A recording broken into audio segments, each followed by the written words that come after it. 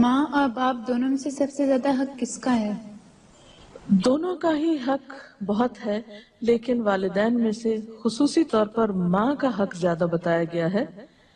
قرآن پاک میں اللہ تعالیٰ فرماتے ہیں وَوَصَّيْنَا الْإِنسَانَ بِوَالِدَيْهِ إِحْسَانًا حَمَلَتْهُ أُمُّهُ كُرْهًا وَوَضَعَتْهُ كُرْهًا۔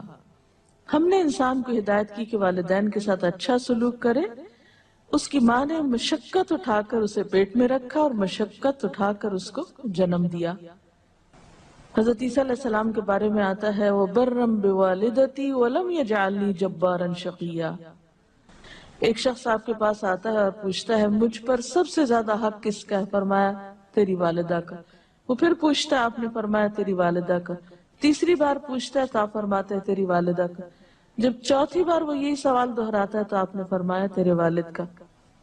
تو اس سے پتہ چلتا ہے کہ ماں کی چونکہ قربانی زیادہ ہوتی ہے، اس لیے ماں کے جذبات کا خیال رکھنا زیادہ توجہ کا تقاضا کرتا ہے، اگرچہ والد کی نافرمانی کی بھی اجازت نہیں ہے، لیکن ماں چونکہ اولاد کے ساتھ ایک خاص قسم کی محبت اور شفقت اور ممتا رکھتی ہے، تو جب وہ ہرٹ ہوتی ہے تو اس سے اس کو تکلیف بہت پہنچتی ہے، اس لیے خصوصی طور پر اس کا خیال رکھنے کا حکم دیا گیا۔ ویڈیو کے نیچے سبسکرائب کے بٹن پہ کلک کریں، بیل کے آئیکن پہ کلک کیجئے تاکہ ہر نئی ویڈیو کی نوٹیفیکیشن